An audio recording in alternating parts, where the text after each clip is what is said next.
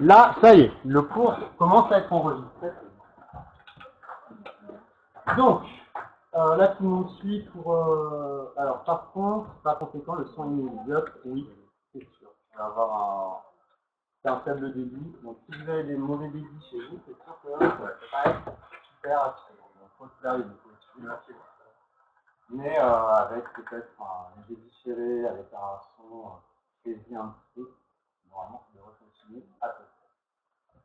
Vous pouvez interagir directement. Depuis que vous êtes chez vous, vous pouvez interagir avec la classe, comme d'habitude.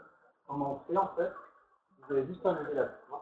Alors, j'ai créé un nouveau compte, l'inconnu Vendetta, ça c'est moi. D'accord? Il faut plus savoir de cette question.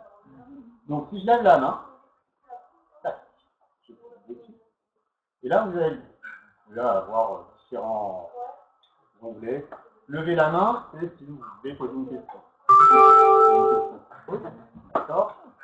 Donc, moi je vois qui pose la question. Donc, normalement, c'est un inconnu Vendetta et il doit passer en haut. Voilà.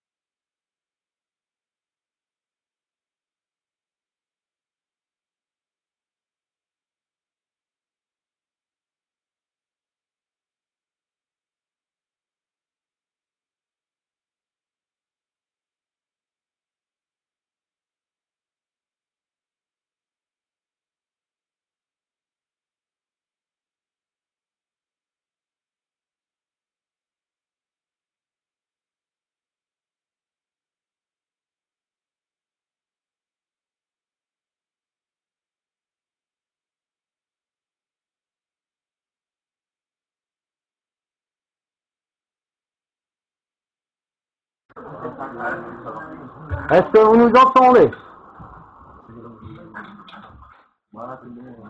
Ouais, mais alors, par contre, est-ce que là, si je m'éloigne, est-ce que vous m'entendez encore? Parce que je crois que c'est pas le bon micro. 1, 2. Ok. Bon, il y aura toujours des petites maniques qui vont bugger, on le sait.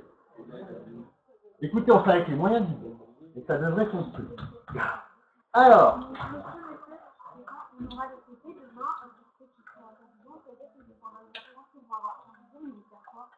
Bah, ils vont suivre le TP. Le seul truc, c'est que moi, alors je ne sais pas encore. On va voir. Je pense mettre la webcam sur cette paillasse, faire un post, et puis eux vont simplement suivre les gestes à faire. Et en même temps, vous verrez exactement ce qu'il faut faire. C'est vrai que vous allez plus être dans une démarche de recherche directement, puisque vous allez faire les mêmes gestes que moi. Je pense qu'on va faire un truc comme ça en film. Je ne sais pas encore, ça va faire un peu de on découvre. Vous êtes une cobaye. Alors.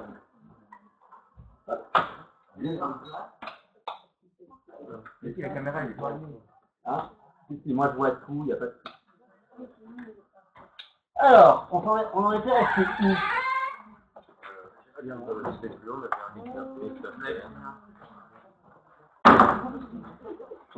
On va faire des petits tests tout à l'heure, voir si vous voyez comment il est.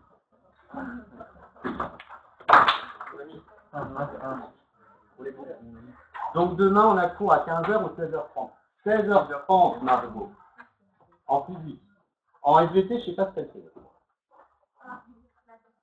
Je ne sais pas. Vous avez cours quoi qu'il arrive, mais je ne sais pas si elle fonctionne comme moi. On verra. Chacun est comme. Alors, on était resté à quel exo? On était à faire le 21, page 316. 21, page 316. Là, je ne vais pas ramasser tout de suite. Il y a beaucoup de choses à faire à côté. Non, on ramasse pas d'exo en ce moment. Assez compliqué comme ça, donc ça, on peut se rajouter des choses. Alors, tracé de la caractéristique d'un résisteur. Donc, on va corriger l'exercice 27.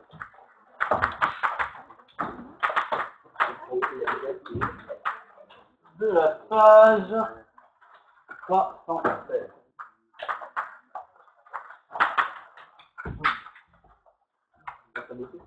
Alors, afin de déterminer la résistance d'un résisteur, on effectue les mesures suivantes de tension et d'intensité. Okay. Proposer le schéma du montage électrique nécessaire. Donc, en petit 1, schéma du montage.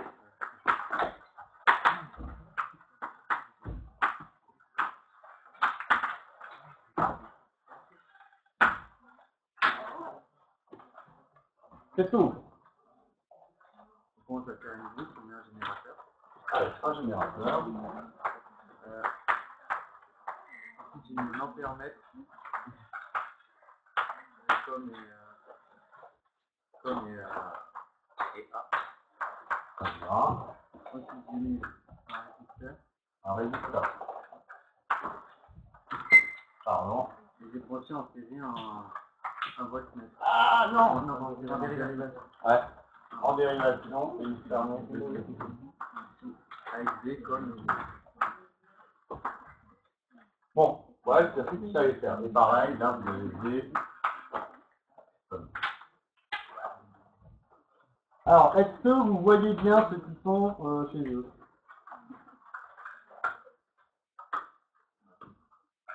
Nickel. Ah oui, faut que je fasse l'appel. Non mais, ça va être super compliqué de travailler comme ça. Alors, les dispensés, je les ai vus, donc oui. Alors, Théo, je l'ai vu, Paul, je l'ai vu, il y a Raphaël, je l'ai vu, Lizou, je l'ai vu, Léna, c'est Elisa, là, Maëlie est là, Romain est là, Emma, Amélie, Léo, je l'ai vu, Jeanne, elle est là, Bastien, elle est là, Dorian, ah non, Dorian, il y a, pardon, Luna, je l'ai vu, Pauline, accès, Raphaël aussi, Emmanuel, et Hugo. Ouais, c'est fou à Wena parce que ça fait une super connexion. Et voilà. Alors, ce qu'on pourrait tenter, c'est d'augmenter la qualité de la vidéo. On essaiera une prochaine fois. C'est tout, ça va faire du début. Alors, voilà pour le schéma. On supposera qu'on dispose d'un générateur de tension variable. Alors, si la tension est variable, comment on l'indique pour un générateur de tension variable?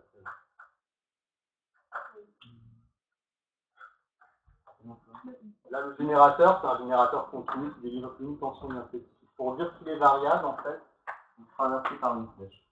Hein, donc ça, c'est pas une erreur grave. Tracez sur papier millimétré ou à l'aide d'un logiciel tableur graphieur de votre choix la caractéristique U égale SI de résistance à l'échelle suivante. Donc, caractéristique U égale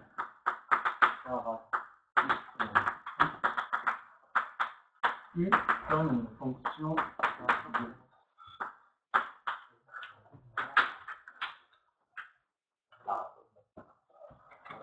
Alors là, on vous impose l'échelle. Pareil, quand les échelles sont imposées, vous êtes obligé de les respecter, sinon vous perdez des points. Alors, actif 1 cm pour 2 milliampères. On doit aller jusqu'à combien de milliampères 24. 22,3. 22,3, donc par 2, il faut aller jusqu'à 24. C'est combien de centimètres 12 centimètres. Donc, on prépare 12 centimètres. Et là. Hop. 1, 2, 3, 4, 5, 6, 7. Ça, en milliampères. Et la tension, on va en 0,5 volts en 0,5 volts. Et on doit aller jusqu'à 5 volts. Donc combien de graduation? Combien de centimètres? 10.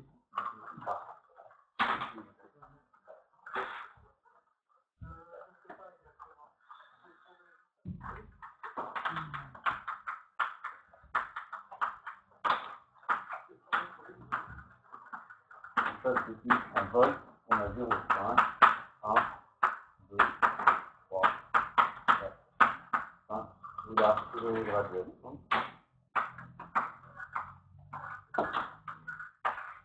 Alors, si vous l'avez fait sur tableur, c'est sûr que c'est facile. Vous utilisez quoi comme tableur pour vous? C'est marqué Zebra.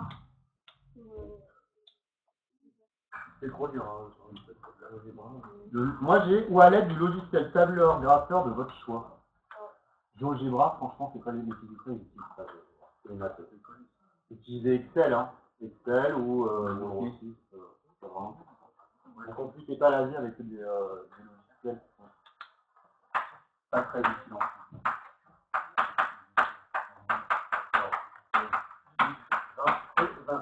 Et ensuite, on place nos points.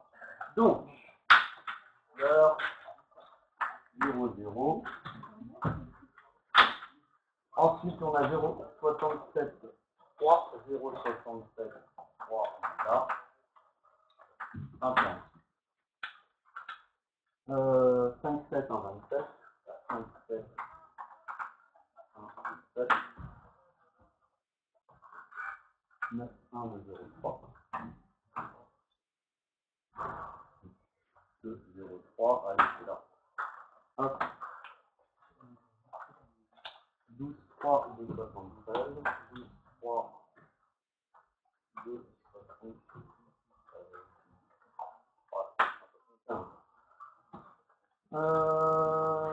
15, 7, 3, 49.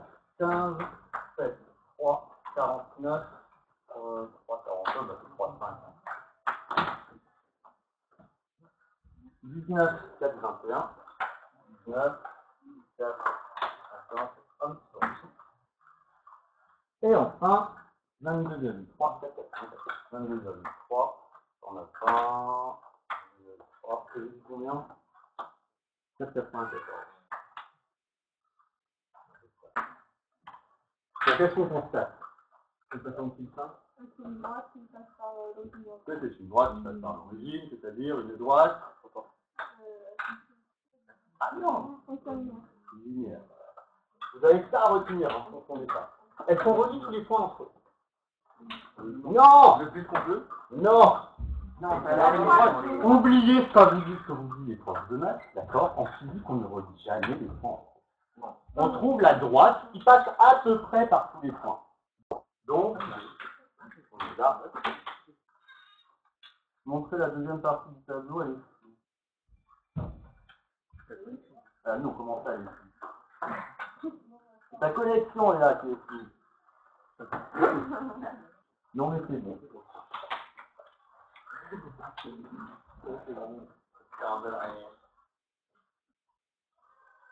Et si vous voulez me parler, là, n'oubliez pas de cliquer sur la main que je vous entende, sinon je ne vais pas toujours regarder en bas. Et là. Oui, bon, tu veux encore parler ou pas? Ah non, elle a dit oh pardon. Ah ouais, on va imposer des heures de colle à trop d'utilisation de... Allez là. Ok, suite. Allez, en déduire la valeur de la résistance R du résisteur. Donc par contre, je suis obligé d'utiliser que le tableau central. Parce que eux, ils ne voient pas les... Donc je vais effacer très rapidement quand je fais le coup. L'interaction.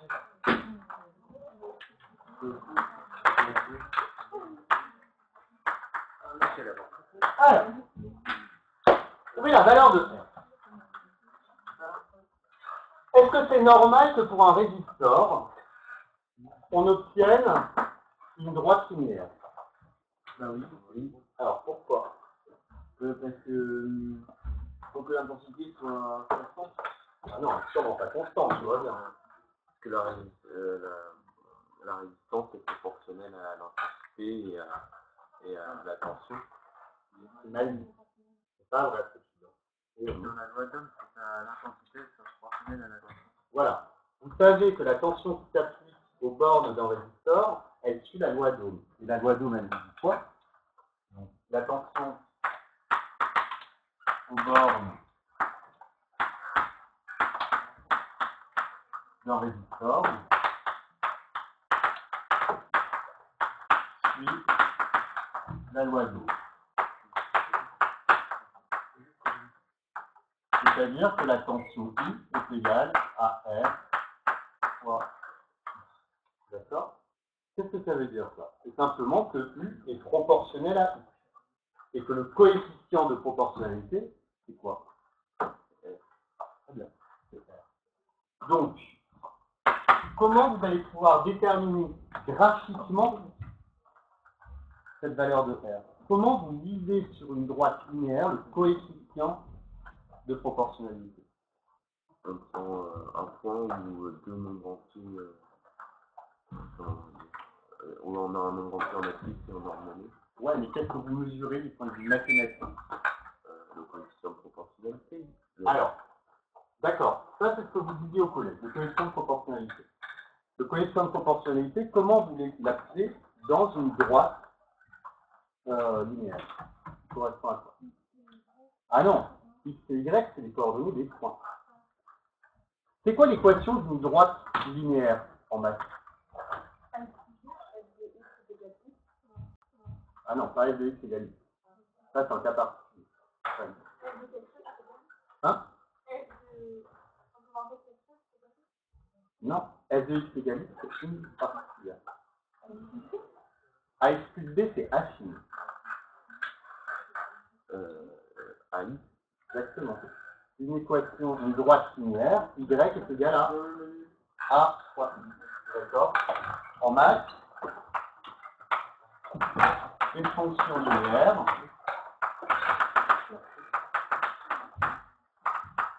c'est y est égal à a fois i. Ou f de x égale a fois i. Vous êtes d'accord ou pas? Donc là, notre x qui représente quoi en physique?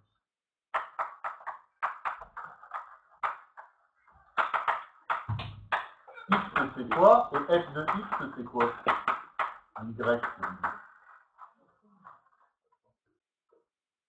Oui. Manuel. X c'est l'intensité et F de X c'est la tension. Fais attention. D'accord? Et comment vous appelez ça en maths? Le A. Allez. Seulement. Comment on appelle ça, le coefficient A? Coefficient de proportionnalité. Non, alors ça c'est au collège. Alors, Inès. Je ne peux pas donner la parole. Peut-être qu'il faudrait que je mette un élève ici qui donne la parole. Non, pas maintenant, pas aujourd'hui. Hein. Alors. Ah ben voilà, en plus elle a écrit. Très bien, tu as écrit la réponse. Le coefficient directeur. Merci Inès. Ça, c'est le coefficient. Donc R correspondra au coefficient directeur de votre droite. Comment vous calculez un coefficient directeur? On met un point On prend un point, on prend un autre point, on prend ces 2 points par exemple. D'accord? Ces 2 points, ils ont une certaine variation en abscisse. Ça va être quoi ici? Ça va être delta I, et ça c'est delta I. N'oubliez pas, quand je marque delta en physique, ça veut dire quoi?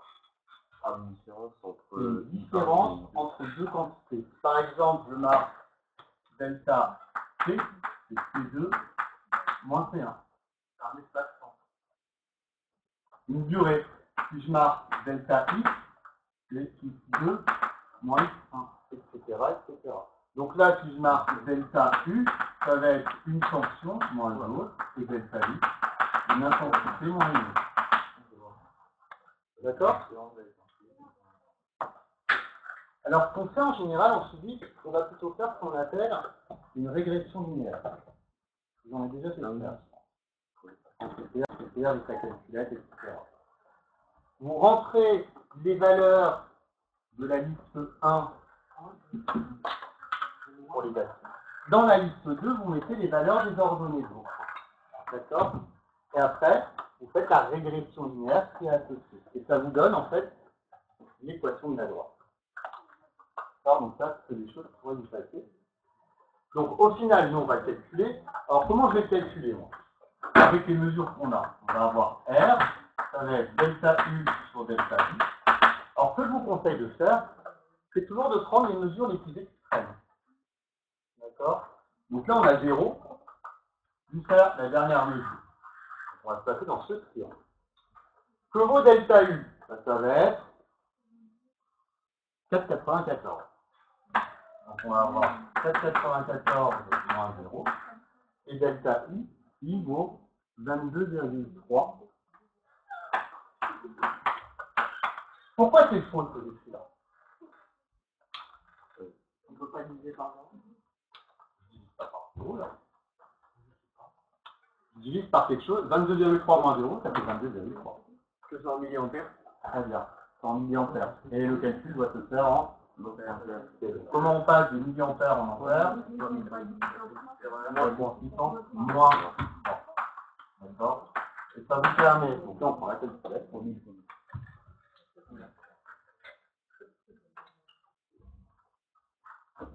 Alors, 4,94 divisé par 22,3, 220. Alors vous trouvez 220 ou 222. Ça dépend des points que vous allez prendre en fait sur votre courbe. D'accord? C'est normal que vous trouviez toutes les choses différentes. Donc la valeur de la résistance est 222. Est-ce que ça va pour cet exo?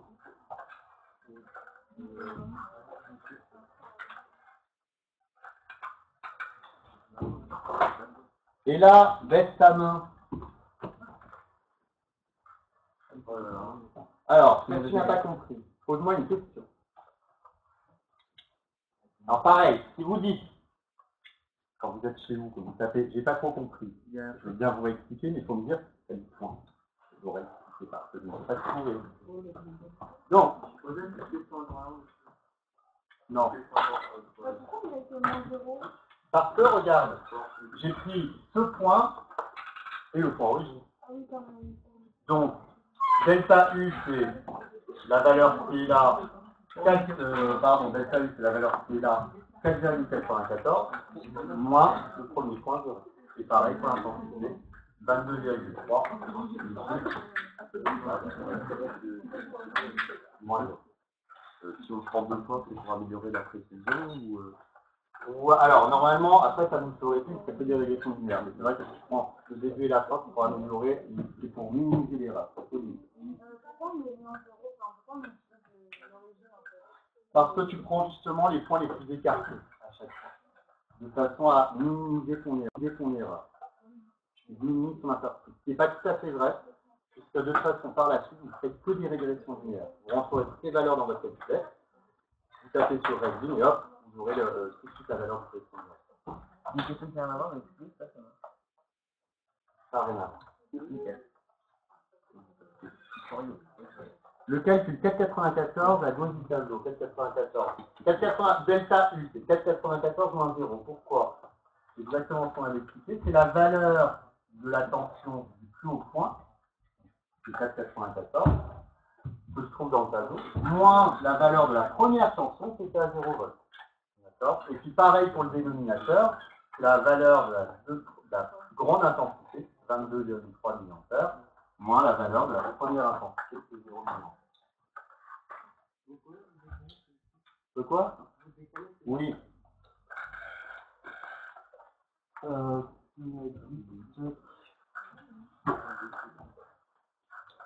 Oui, alors Sarah demande si on ne prend pas les extrêmes, ça peut être faux. Oui, de toute façon, comme j'ai dit, vous n'utiliserez plus les extrêmes par la suite, vous faites de la régression linéaire.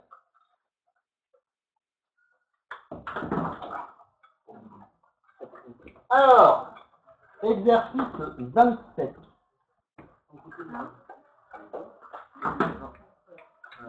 Et demain, on fait un TP. Vous allez tracer la caractéristique du milieu.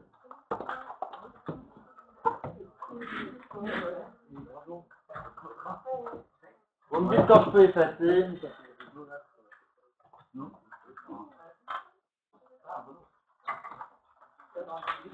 Bon, alors, je vous avoue, je suis super content que ça fonctionne. Mais il ne faut pas qu'il y ait trop de force qu'il fasse, sinon ça va pousser la bonne chose. Déjà qu'elle est passée.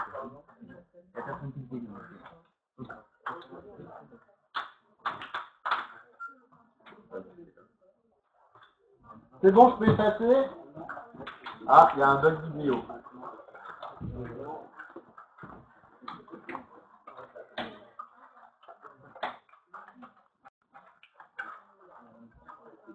Un, deux.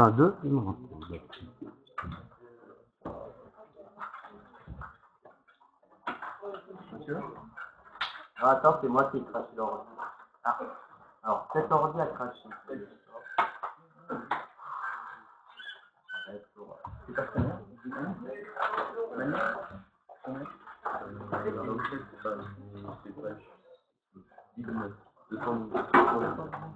Page 7, page 319.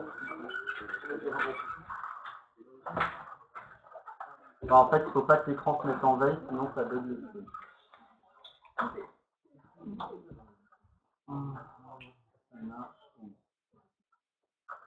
Ah, on y est.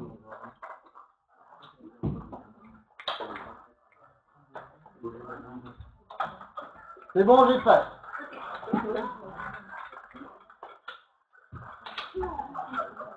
Alors c'est sûr, on va avancer vachement plus lentement, donc on fera moins de choses. Et pour rattraper, j'ai fait moins de TP, de toute façon on ne va pas pouvoir faire le super TP en étant continu. Alors, exercice, le 27, page 319, je vous laisse chercher à vous.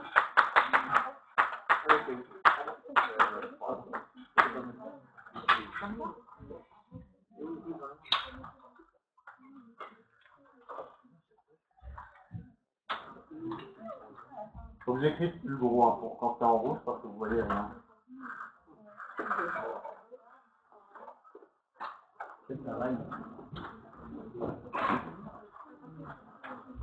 Alors, le potentiomètre. Vous savez à quoi ça sert un potentiomètre?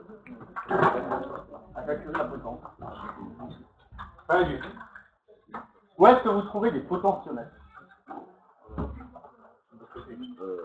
Sur un peu tous les appareils électroniques. Ouais. Et ça sert à quoi de moins de à réguler l'intensité du courant. Oui et non.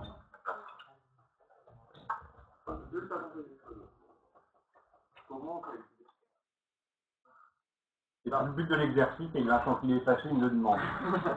Vous imaginez bien que c'est Vergano qui me pose la question. Hein. Tu calcules le coefficient directeur de la droite que tu obtiens est à R. C'est clair? Je crois que c'est pas clair.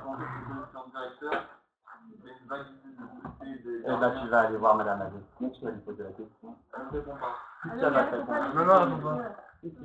Non. Donc, le coefficient directeur, c'est la pente de ta courbe. Donc, la variation des ordonnées. La variation des ordonnées divisée par la variation des aspects. Là, on a R. T'as recopié tous les deux au moins? Bon, bah, quand tu réviseras, tu comprendras. Au lieu de draguer Jeanne, ça ira mieux. Pourquoi tu as déjà fait?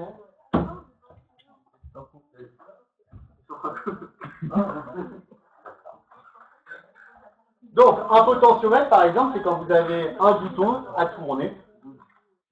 Sur les vieilles chaînes ici, quand vous tournez le bouton, ah, ça change de volume. Qu'est-ce qui se passe? C'est que vous avez actionné un potentiomètre. Bon, maintenant, les potentiomètres, c'est toutes les touches de texte. Et on va encore des trucs. Alors, qu'est-ce qu'on a là-dedans? Un potentiomètre se comporte comme une résistance variable à 3 bornes. La borne C est reliée à un curseur qui est mobile sur une plaque de résistance. Les deux autres bornes A et B sont reliées aux extrémités de l'autre.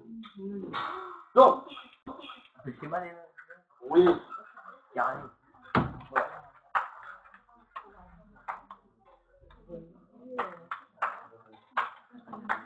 B, A, là on a l'intensité qui travaille, là on a I égale 0, là on va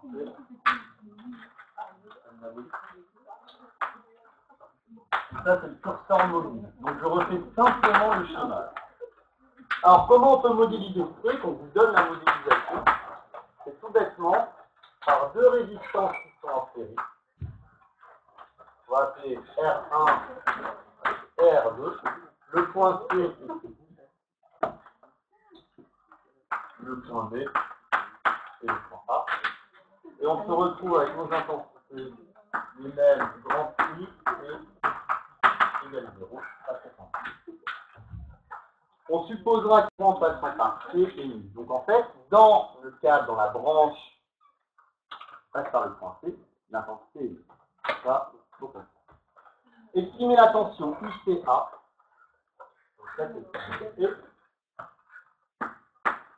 UCA en fonction.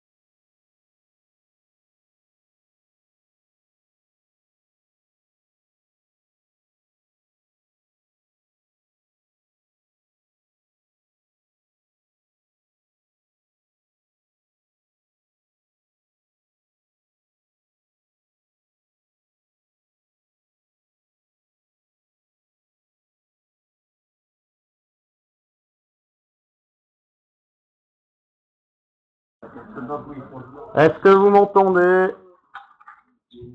Non, pas vous.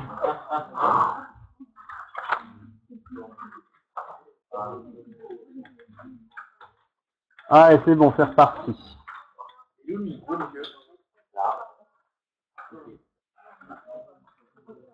Donc, on veut trouver l'expression de la tension aux bornes de la résistance.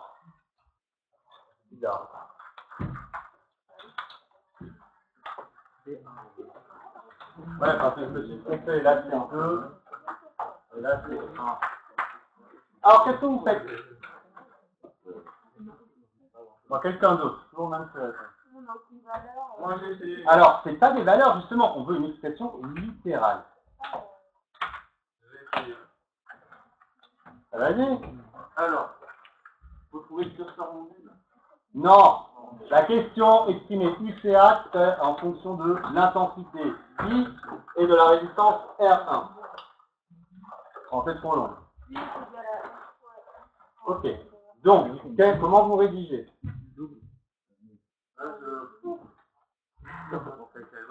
Voilà, d'après la loi d'Ohm.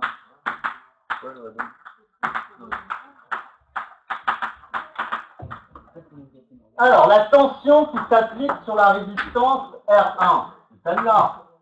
Donc, c'est bien U, c'est pas C et A. On a donc... Il y a trop de bruit. Est égal à quoi?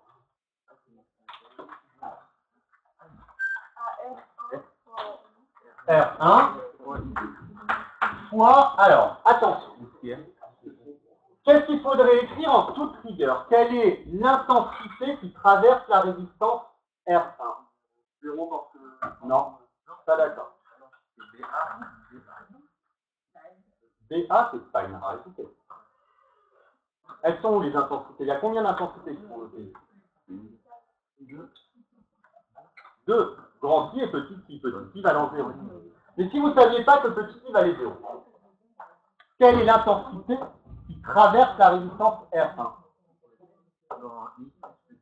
Exactement. Vous êtes d'accord que là, vous appliquez la loi du nœud, et donc vous avez I, grand I et petit I qui rentrent dans le nœud, donc allez traverser la résistance R1. Oui ou non? Donc, on devrait écrire R1 I plus petit I. Sauf que, comme petit I est égal à 0, ben vous pouvez dire que UCA est égal à R1. Alors quand je mets des points, c'est pareil que des fois.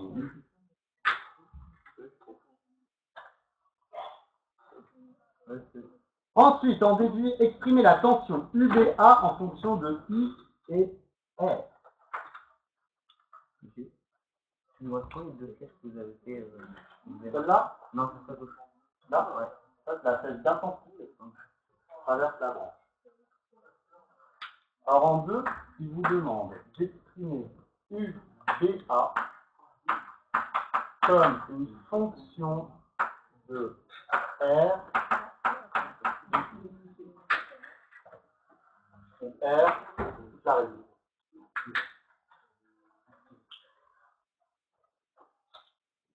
C'est R fois I ou... Oui, c'est R fois I. R1 fois I. Gargano, je te tais.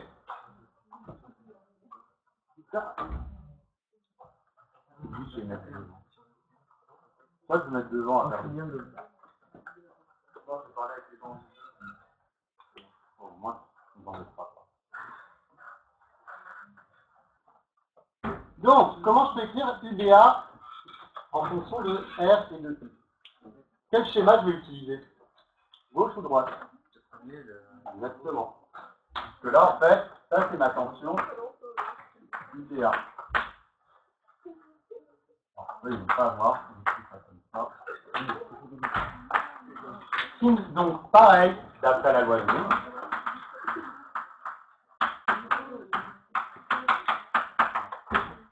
Qu'est-ce que vous pouvez écrire pour UBA? C'est égal à quoi?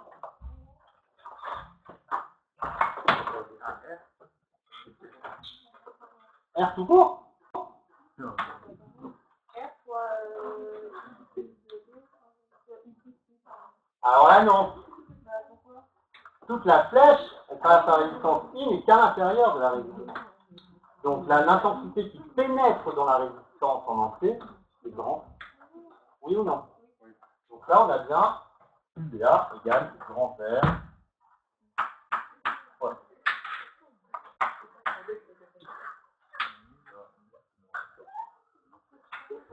On déduit à la tension UCA en fonction de UBA, R et R1.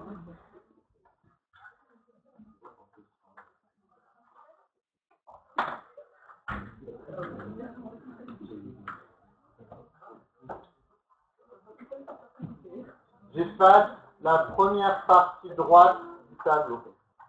La partie du haut. D'accord?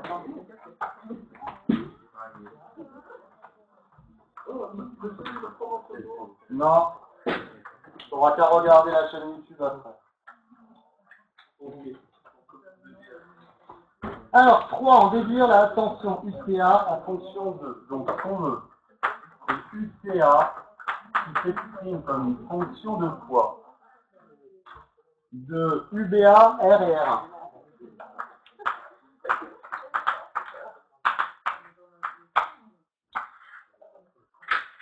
Alors, où se trouve, comment je tracerai, comment on peut faire?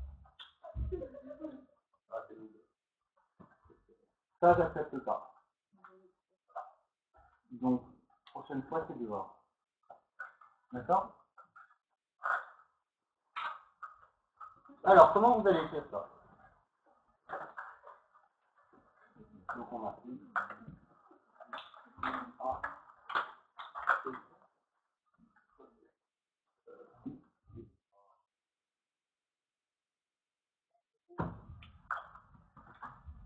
Alors, dans le truc, là.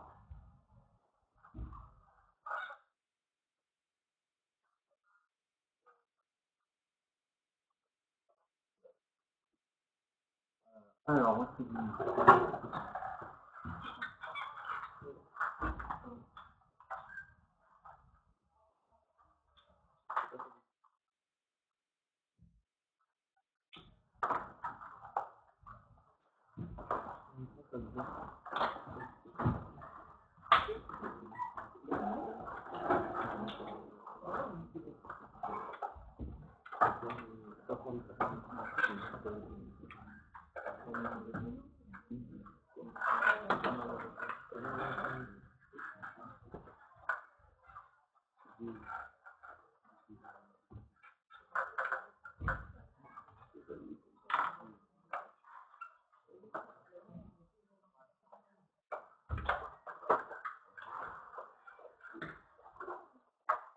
J'ai l'impression qu'on n'a pas les mêmes questions entre vous et mon lycéen. Sur votre tablette, c'est quoi la question 2? On déduire la tension UCA en fonction de UBA, R et R1. Non, la question 2. Ah, la question 2. Estimer la tension UDA en fonction de I et R en considérant la mode. Ah non, c'est la même. Bizarre.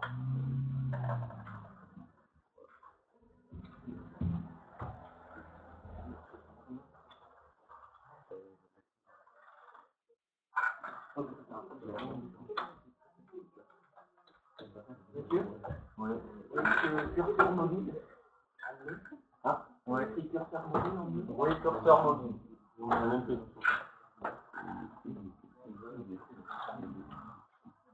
Alors, petit 3. On peut en déduire la valeur de UCA. Comment on fait?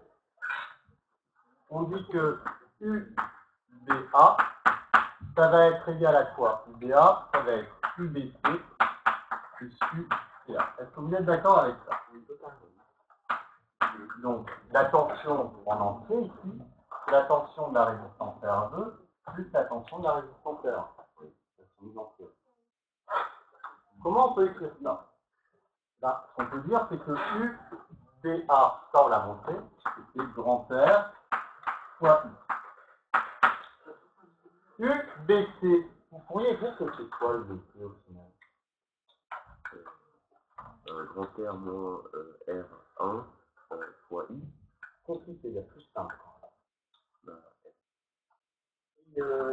Grand I à Non. J'ai un problème.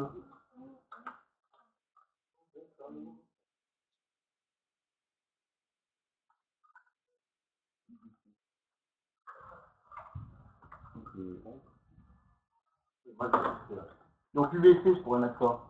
UBA moins ICA. Ça, on verra après. Mais si je veux UBC en fonction de la résistance R2 et de l'intensité, complètement. R2 R2 fois I. D'accord? Et UCA, c'est ce qu'on cherche. Donc on va le laisser. On va dire qu'on a UCA. D'accord? Donc au final, qu'est-ce que vous pouvez écrire pour UCA. Ça, c'est équivalent à dire que UCA est égal à quoi?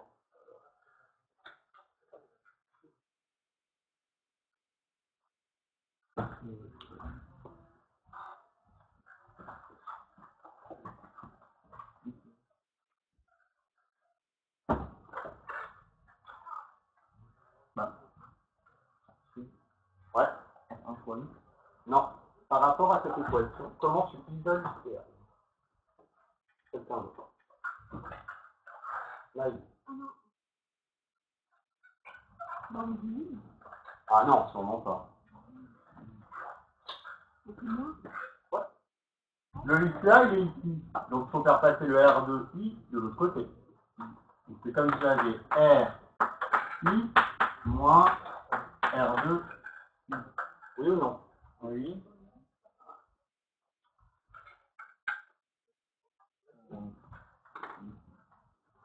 Je laisse pas mon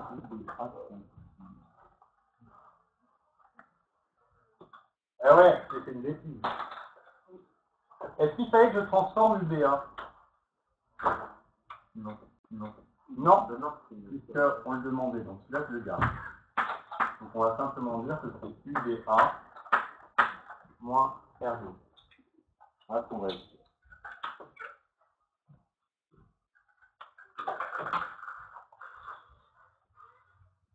On nous demandait d'exprimer avec R et R1.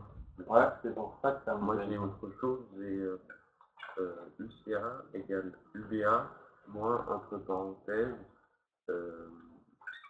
R moins R1 fois I. Alors, on va voir pourquoi. Là, on a ce I qui est en trop. Vous êtes d'accord? Le I, pour le faire disparaître, qu'est-ce qu'on pourrait faire? Alors, on pourrait utiliser une des relations qu'on avait avant. On a montré. On a montré que quoi? Alors, laquelle je vais utiliser? C'est un UBA est égal à R fois I. Donc, vous pouvez dire que I est égal à UBA sur R. Oui ou non? Oui. Donc au final, ici, vous allez avoir UCA qui va être égal à UBA moins R2 fois UBA sur R, c'est-à-dire R2 sur R, UBA. Qu'est-ce qu'on peut faire à ce moment-là? Point de vue mathématique. Vous retrouvez quelque chose dans le membre de droite de l'égalité identique. Si en maths, vous avez par exemple AX plus AY, c'est quoi?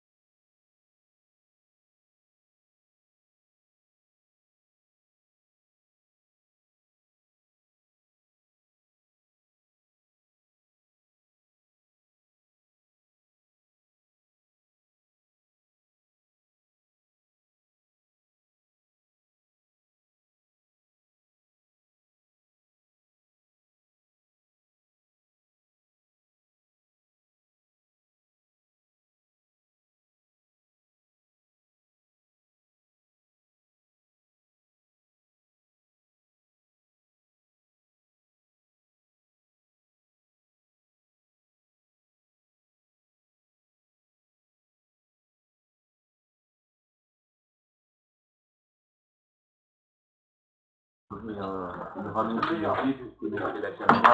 Ouais, mais ça, j'en ai pas de problème. Allez, on finit juste.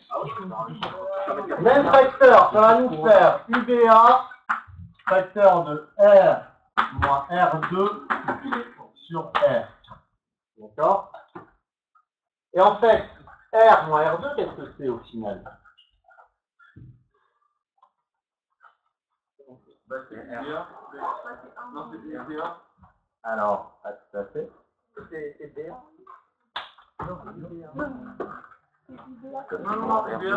Quand vous avez deux résistances en série, là vous avez bien deux résistances en série, R1 et R2.